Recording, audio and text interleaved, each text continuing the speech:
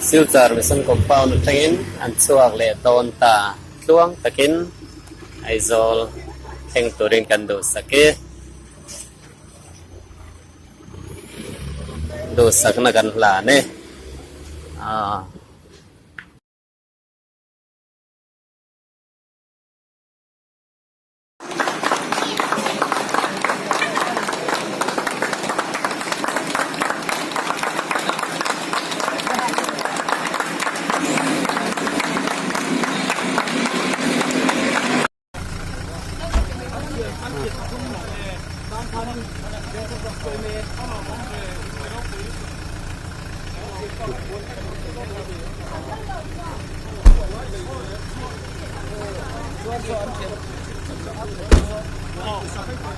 Okay, quan hết cả các đàn ấy.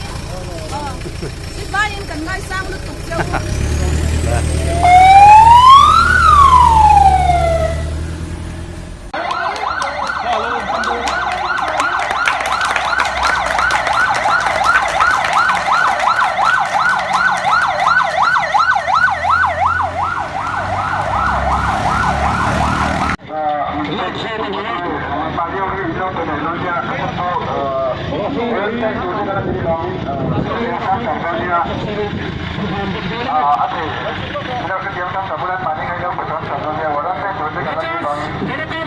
Hãy subscribe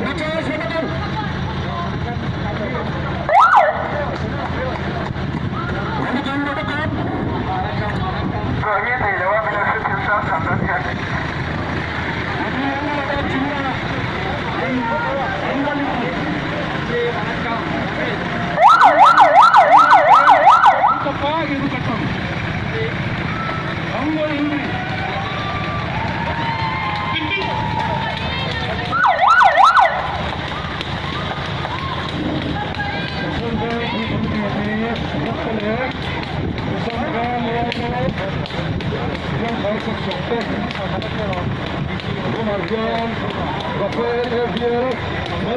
để không bỏ lỡ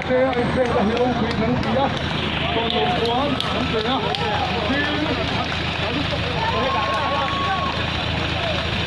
dẫn.